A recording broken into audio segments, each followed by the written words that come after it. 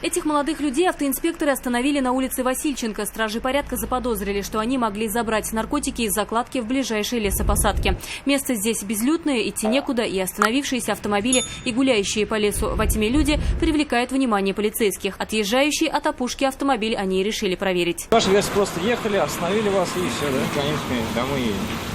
А в лес не выходили? Ничто не сказали? А где здесь лес? Ну вот, лесопосадка идете. Нет, Ничего такого не местные. Молодые люди уверяли, что не делали ничего противозаконного. Претензий к ним быть просто не может. И вскоре после проверки документов поедут дальше. Вот только ехать им было уже не на чем. Водитель отказался от прохождения медосвидетельствования, за что и был отстранен от права управления автомобилем. Саму машину позже отправили на штрафстоянку. А вы освидетельствование не проходили? Честно, не так все. При осмотре автомобиля стражи порядка не нашли ничего запрещенного. Тем не менее, водителю грозит лишение прав на срок от 1,5 до 2 лет и штраф в 30 тысяч рублей. Отказ от освидетельствования приравнивается к вождению в нетрезвом виде.